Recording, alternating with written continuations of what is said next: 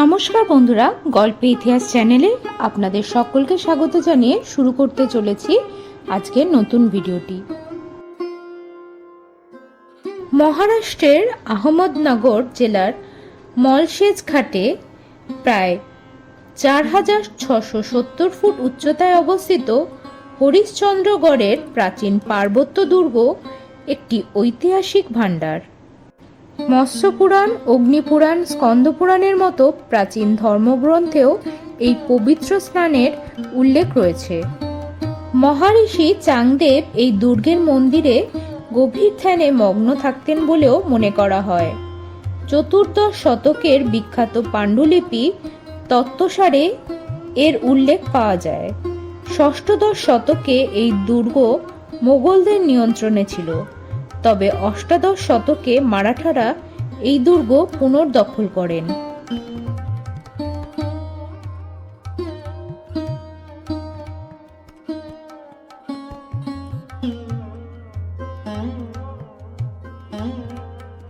মনে করা হয় এই দুর্গে ছড়িয়ে ছিটিয়ে অনেকগুলি গুহা রয়েছে, তাদের মধ্যে মাত্র কয়েকটি খুঁজে পাওয়া গিয়েছে।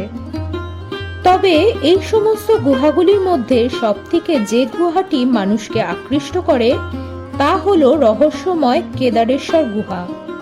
কেদারেশ্বর গুহার কাছে আছে হরিশ্চন্দ্রগড় মন্দির।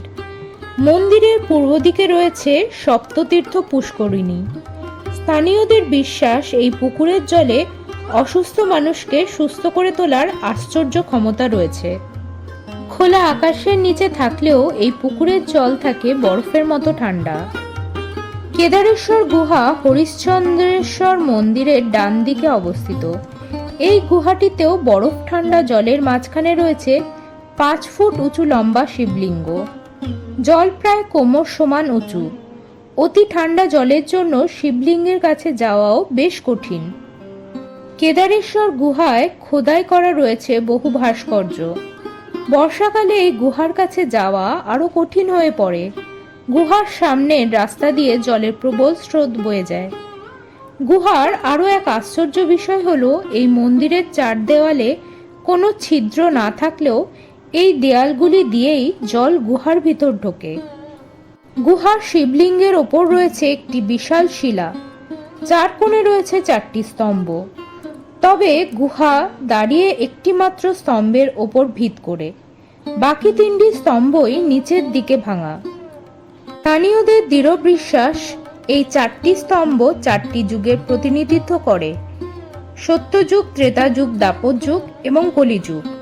3 যুগের শেষে নিজে থেকেই ভেঙে গিয়েছে এক একটি স্তম্ভ।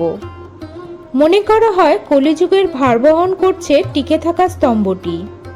কলিযুগের ধ্বংস হলে নিজে থেকেই ভেঙে পড়বে এই স্তম্ভটি, ধ্বংস হবে পৃথিবীর।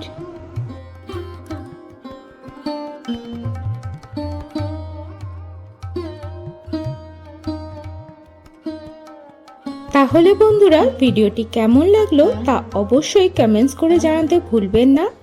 সাথে থাকুন, পাশে থাকুন গল্পে ইতিহাস চ্যানেলের। নমস্কার।